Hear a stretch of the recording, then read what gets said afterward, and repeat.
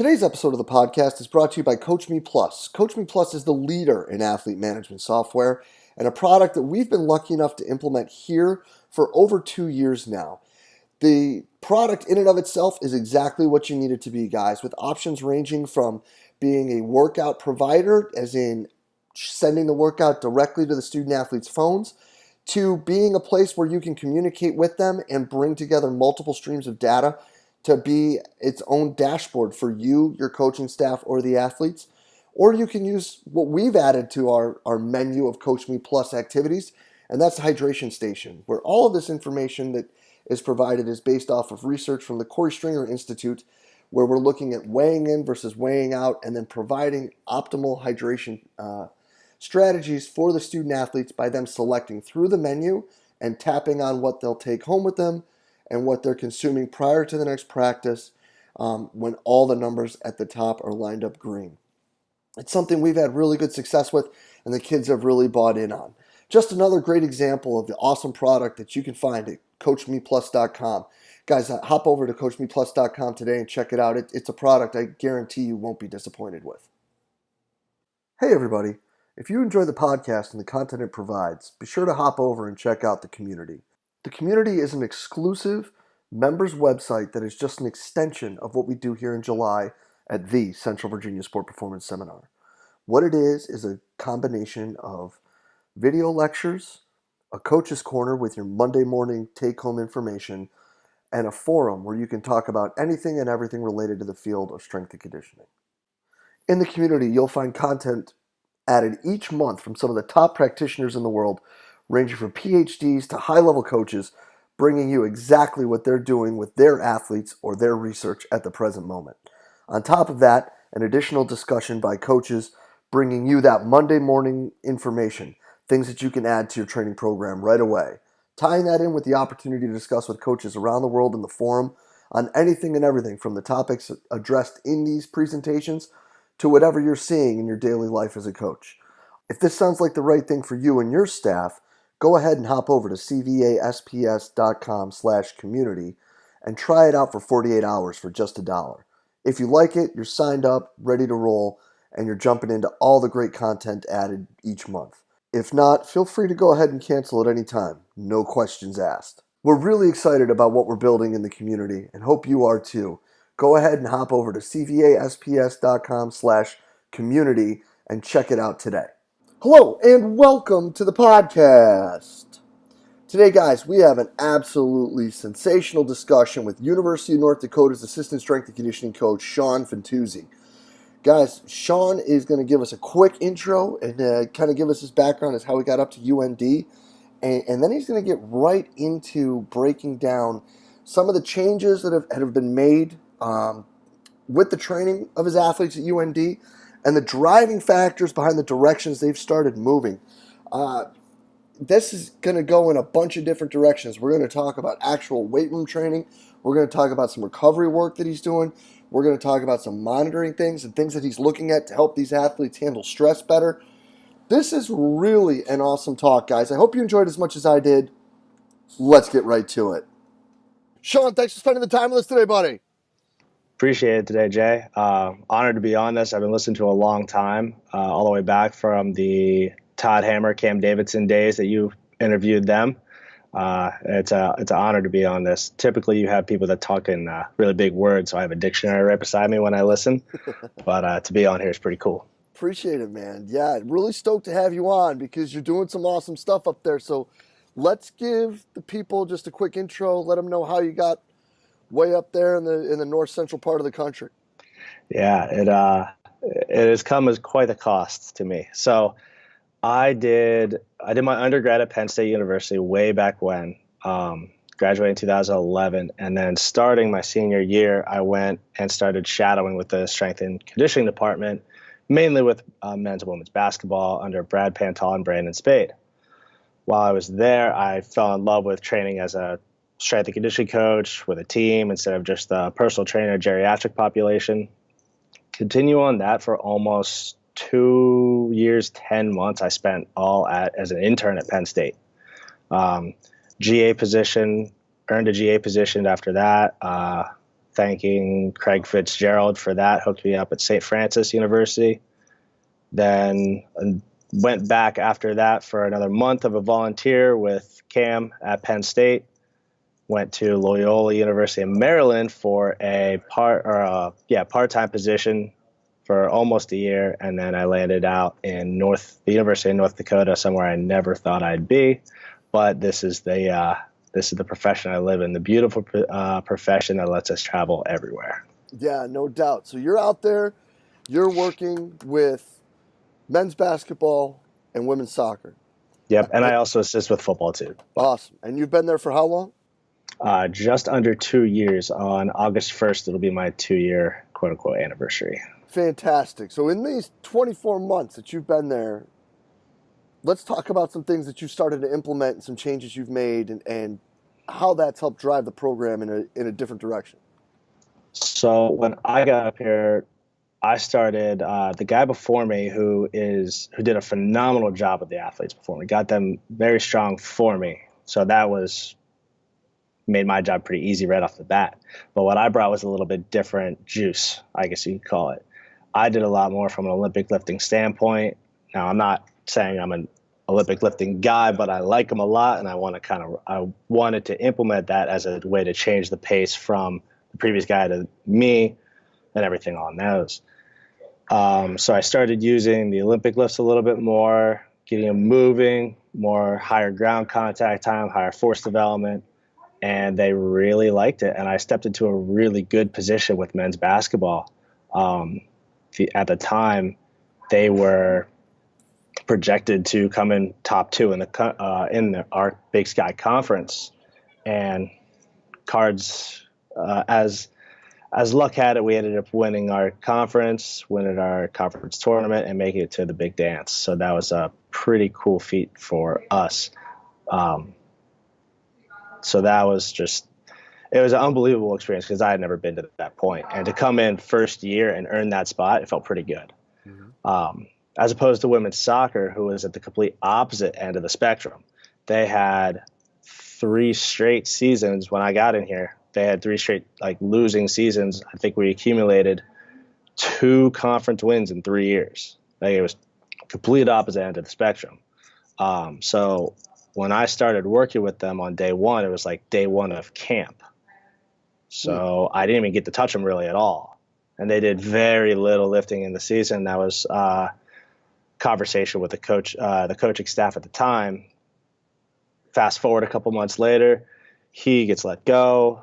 New coach comes in, kind of lets me do what I want from a conditioning perspective. I build up a trust with the girls thus far, and says, okay, let's see how the summer goes. Because he had never lifted his girls in season at previous schools from a lower body perspective. And I laid out these are the benefits. We want to be strong at the beginning, yes. Want to be strong at the end, yes. We have our legs underneath us. So continue to build upon that. He said, let's see how the summer goes. We'll talk about it once we get to the season, everything. Summer goes great. Season comes around. Continued to lift in season, did great. Ended up being 1 game away from making the playoffs, our best season in school history. So I'm not saying I had everything to do with it, obviously, but it goes to show you how good staying strong in the season as women's soccer from a lower body perspective is for those girls, so that they can retain their strength over the course of their 3-month, 4-month season. Now, all within that, I started teaching both men's and women's basketball players how to breathe a little bit better, how to recover. Because in this sport, yes, you want to be able to sprint with speed as fast as you can, repeat sprint ability, speed kills, all those cliche sayings that our profession is based upon. But they have to know how to breathe to recover correctly. And I think that's a very lost skill within modern civilization. A book I read that has really changed the way I deal with aerobic conditioning and just breathing in general is Oxygen Advantage. And it has really influenced me from a nasal breathing perspective and being able to recover properly. So there are times where I'll tape their mouth shut during an aerobic training session, and just so they have to breathe out of their nose. Now, if they're sick and they look like they're going to explode, I tell them to take the tape off. I'm not evil and a menace.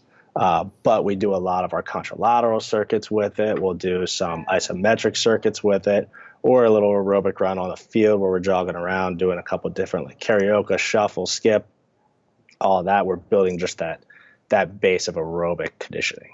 So that has been a large aspect of what I try to get going from day one. And I'm still learning. We're still learning here about all that.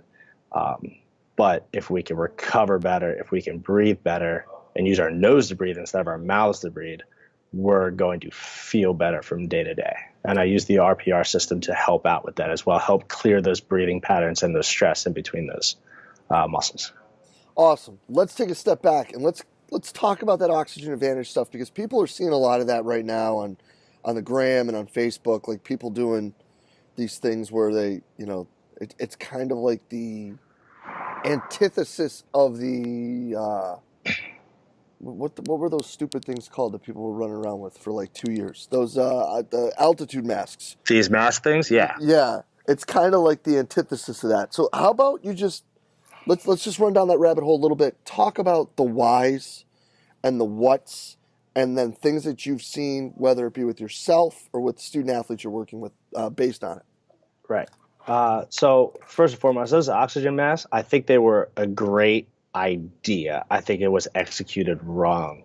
The reason being is because that mask covers the nose as well. So it restricts not just mouth breathing, which you're supposed to, but it restricts nasal breathing as well. So I think it trains the wrong thing. If we just cover our mouths instead of covering our nose and mouth, we're really tapping into that nasal breathing and trying to get more oxygenation throughout the body with belly breathing as well. So I think they just missed a little bit. They just overdid their mark. Otherwise, it's a great idea. Mm-hmm. If they just take the little nose part off, they'll be fine. But yeah, the Oxygen Advantage book. Typically, if you watch a newborn baby, they're breathing out of their belly and they're breathing through their nose. Their mouths are closed. They're breathing normally. They're breathing very calmly and everything on those lines. And as they develop, something goes wrong. They get sick. That's why people start breathing out of their mouths. And they just accumulate that habit because they're never told as a kid, keep breathing out of your nose. It's not something people teach anymore, if that makes sense. It's a very lost skill. Mm-hmm. So I'm trying to regrain that skill back so that we're more calm. We're more often in a parasympathetic state so that we can continue to train hard, that we continue to play hard and recover more efficiently. What the nasal breathing does is it allows a chemical to release inside the nose throughout the body that spurs oxygenation, in short. I don't want to take anything away from Patrick McCowan. I want you guys to all go out and buy the book and read it because it's great, so I'm not going to take away all the secrets from it. But that's essentially the gist of it. You want to be able to breathe in and out through the nose so that you're getting those extra chemicals that are released inside the nostrils throughout the body to help oxygenate the blood. And if there's more oxygen throughout the blood, higher chances of recovery, muscles working more efficiently, you're in parasympathetic state more often, all the way down the line. So what are the limits to that? Like when you see it with your programming, like you gave a few examples, but then you also see like people on the gram and they're doing like intense stuff with it. Do you have like a threshold or like a plus or minus? I mean, obviously, like you gave the example of sick. In Virginia, if you don't have allergies when you move here, you get them. So like this time of year, it can be one of three things. It could be really successful, it could be exceptionally challenging, or it could be disgusting because you just like you're dying with everything going on here. With right, my white car is yellow from the pollen, but it's where would you see? Remember those days? Oh yeah, where would you see this like? Because this has got to be an ebb and flow thing, right? Like there, it can't be like you're going to tape your mouth shut all the time and you're going to like it type thing. Like, right. Where are these checks and balances for you? So I haven't toyed too much with it yet, but I want to try to do it I'm definitely doing it with a lot of aerobic stuff that we're doing. So if we're in the weight room doing an aerobic circuit where we're switching like contralaterally from a movement perspective every 20 to 35 seconds, excuse, excuse me, with about 10 to 15 seconds in between just to rotate or switch sides. Um, I'll tape their mouths closed, and I want to make sure their heart rate is somewhere in the 60 to 75% max heart rate range. Now, on our more intensified stuff, other stuff that we're going 90, I haven't taped their mouth shut yet on like full sprints. I don't know if I will. I think it would depend upon the skill of the athlete and where they are from an aerobic conditioning standpoint. Like I said, I have athletes that can get to, or I have an athlete that has a resting heart rate of 35, soccer girl. Like she can run forever, has no speed, but she can run forever. But we can train that over the summer. She would be one of the ones I'd be interested to see how that would affect her training from a max effort perspective. But for the rest of them, I really just want to tap into that first or second aerobic training zone between 60, 75, maybe 80% of their max heart rate.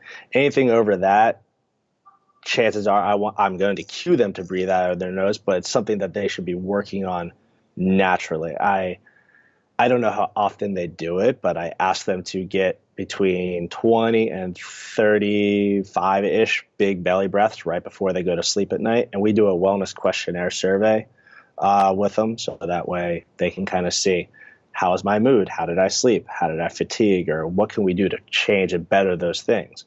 Mm-hmm. And one of the things that actually has helped them sleep better is just relaxing at night right before they go to bed, phone off or upside down, relaxing, taking some big belly breaths, or even reading at the same time before you turn your light off. They've actually had and shown good results from that.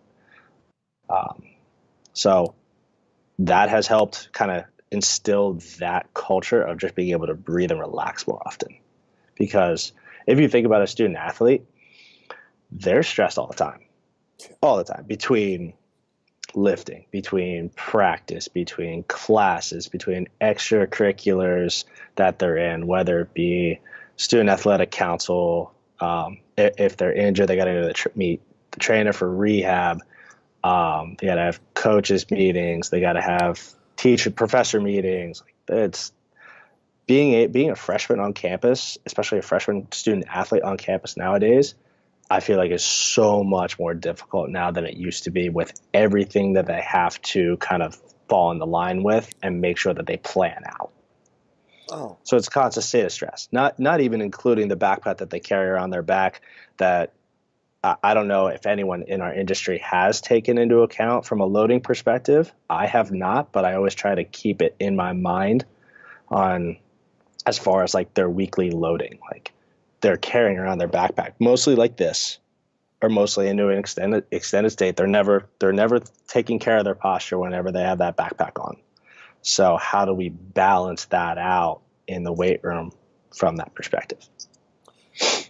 No doubt, dude. And let me tell you something. Being on these damn crutches for 11 weeks now, I have been like freaking, I'm a dance away from being the damn backpack kid.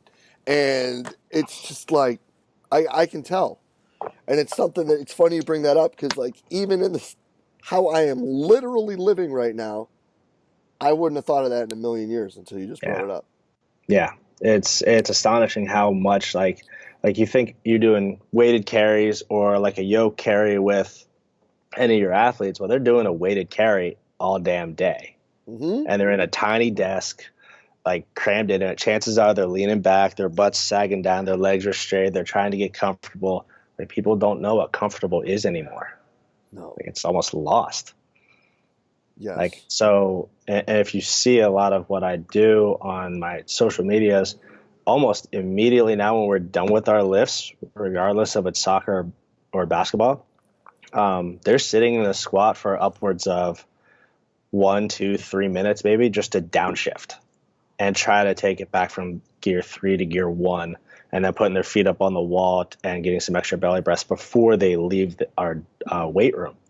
And it's been really cool to see, and I don't even have to cue it anymore. They just all get in a circle, sit down into a squat, and then I look over, they're all squatting down. I'm like, huh, cool. And they're just working on trying to sit and trying to keep their hips healthy, keep their knees healthy, increase range of motion in the ankle, um, and everything on those lines. So it's pretty cool to see as a coach. So when you do that, what were, if they're doing it on their own now, what were you cueing? What was driving for it? You know what I mean? Like, how were you, because, like you work with men's basketball, so there's going to be guys who like, that's a long way to go. Yeah, yeah. So with depending on the limb length of the athlete, especially with basketball, I'll put their feet up. We have power lift platforms in our weight room for basketball, and the little ramp at the end. So I'll put their heels up on that so that they at least getting to below parallel, because I want to continue to stress that range of motion in their knees, so that way, like, even falling doesn't hurt them as much. Because face it, your basketball athletes fall more often than not, more often than they think, and being able to be in uncomfortable positions like that is more beneficial for them. I learned a ton of that stuff just by watching your guy Corey Schlesinger's Instagram. If you're not following that guy, do it, because it's fun to watch him train his basketball guys. But to get them down there and to be in that position is tough, because of their limb length. So it just takes a little bit of resilience. It may take some counterbalancing at times where they're holding like 2 5s out in front or a 10, and just trying to, again, breathe and downshift and be more comfortable in it. It's not going to happen overnight. It's not going to happen in a snap of a finger, but it does take time, and they do see the value in it, which is pretty cool. That's awesome. Yeah. So then how does this then incorporate? So you're talking about all the stress management. We're talking about looking at how they're walking away from things. So what things are you doing now in conjunction with that when it comes to either in practice or like training modifications or monitoring to make sure that these things are continuing to move properly? So the daily wellness questionnaire is something that we take into account. Myself and our athletic trainers here, we take a look at that and kind of see where these girls and guys are in response to where they were over the past 3 months. So I look at baseline averages and seeing what's the outlier, what's normal, everything on those lines. With as far as the practicing goes, like I said, we just got the heart monitors, and we haven't used it much with basketball yet, but I think it could be a great tool, mainly considering the new rule that takes into effect, which is very disheartening from a strength coach perspective. We lose a third of our time with them this summer. I'm sure you're struggling with that as well. Well, see, we haven't started yet for the summer. We're in finals right now, so Yeah. I won't see him for 2 weeks. That was actually what my thoughts Monday was this week, was it's like, Oh, that's right. Yeah. yeah, like, it's just like, how are we, like, one, we lose 20 or 30% of our time. Two, their workload at practice goes up 50%, air quotes. So it's like, or excuse me, it goes up 100%. So what are we going to do? You know what I mean? Like, that's wild, bro. Like, that's like wild to me, like how big of a switch that is. But anyway, It changes my entire summer plan. yeah. But here, go back. Excuse me for interrupting. No, you're good. You're good. Where was my last thought? I don't even know. We Heart got rate on monitors. that great tangent. Heart rate monitors Anyway, that change. yeah. So we can look at this now as far as like how they're being stressed in and out of practice. Like, okay, what is the load of that training day, and seeing how heavy it needs to be the next day. If they're going to play ball or practice 5 straight or 4 straight days, we can look at that beforehand. We can test them and see where their readiness is. Are they really ready to take on a high intensity type of practice?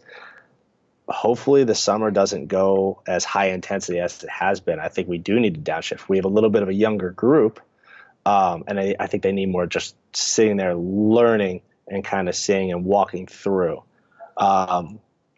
Now, don't get me wrong. I love the coaching staff. I like the up-tempo pace that we play at. But with these younger guys that are coming in, we need to make sure that they know the ins and outs of all the plays that we call, because it's a complicated system. So being able to relax and learn those plays. You don't want to learn those plays in a alarmed state or a fight or flight state. You want to be able to be under control, learn them. That's why I preach to the guys as much as I can. Go to class, go to study hall, because that kind of stuff, it shows coaches that you're willing to prepare. If you're willing to prepare for class, you're willing to prepare for practices. And it kind of goes hand in hand. Mm-hmm. So again, it all revolves around how much are they doing, though, and we can track that now with the heart rate monitors, which is going to be so influential, especially this offseason with the rule change. No doubt. I'm still trying to figure out my summer plan.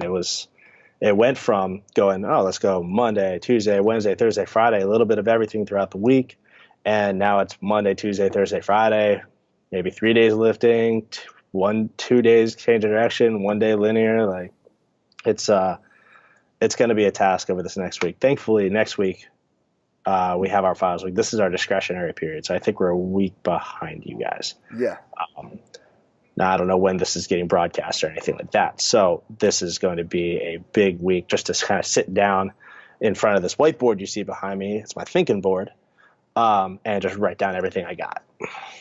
No, it's 100%. And I think that's the best way to do it. And it's what I think is the worst part of it, though, for us, is it's like it took a summer or two to kind of figure out how this was really going to work out, and like where those lines were, where we needed to make sure that if they were going to this area with practice, we needed to be here, and vice versa.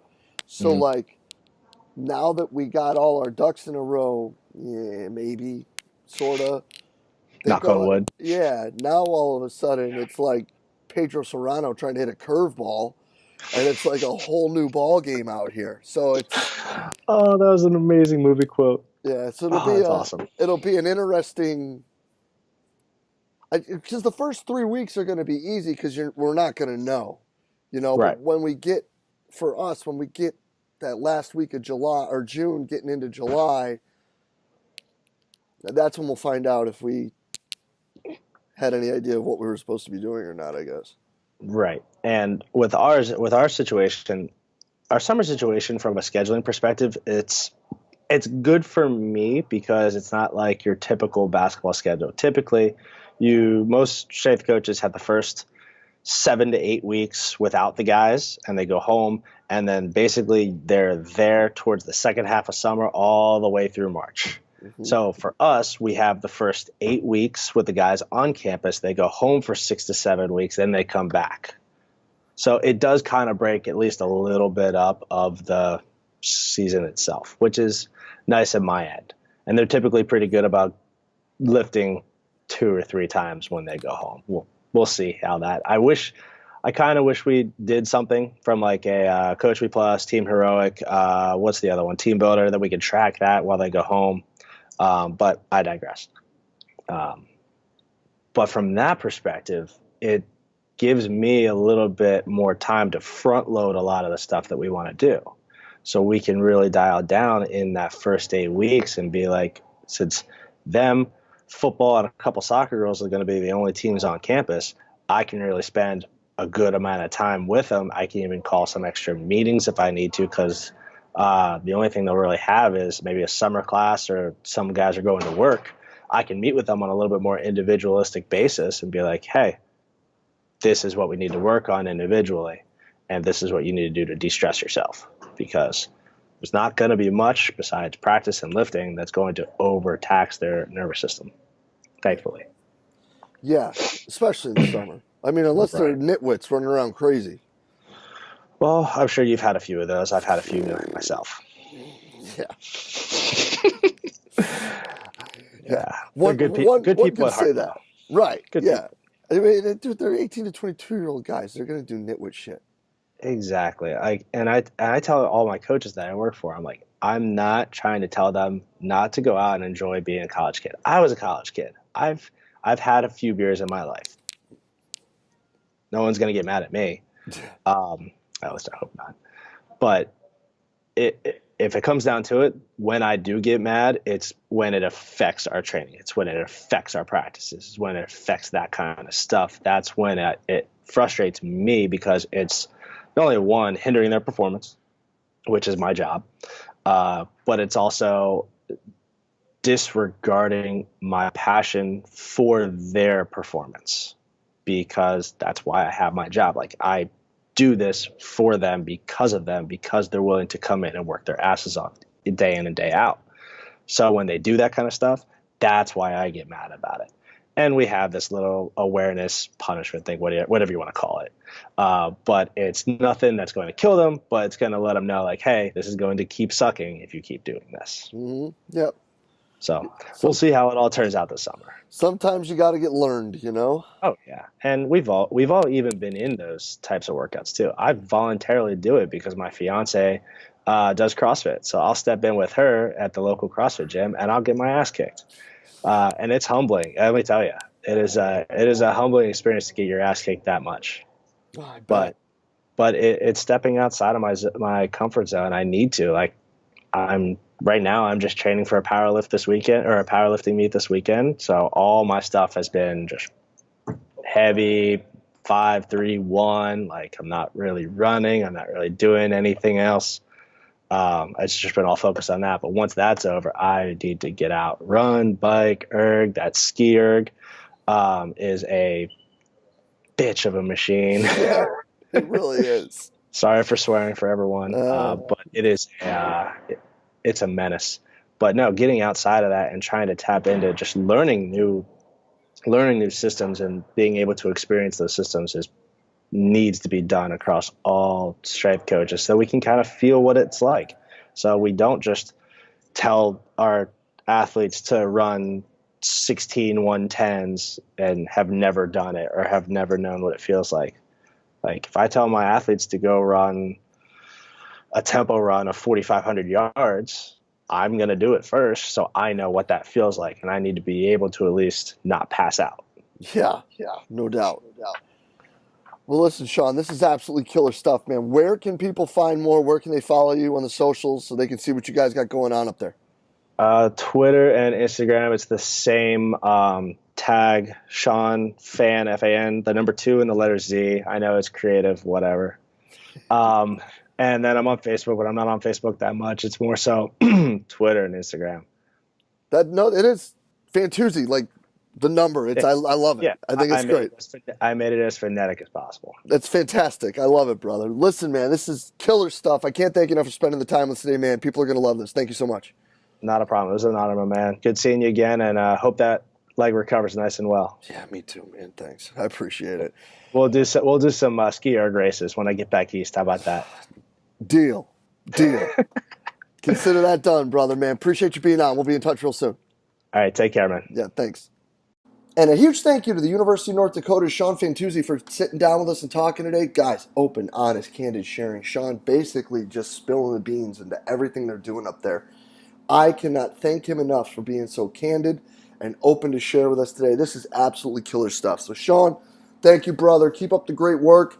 Can't thank you enough for being so open and honest and sharing so much with us today. This was absolutely fantastic. And as always, guys, if you enjoyed the talk, please share it to the social media outlet of your choice. Facebook, Twitter, Instagram, whatever it may be. Tag whoever this could help in the post. Shoot them on a DM, whatever it is. Email them. We're just trying to get the best information out there to all the great coaches that we possibly can. And as always, guys, thank you for everything that you do for us here at Central Virginia Sport Performance. We will be back next week with another awesome guest. We will see you then.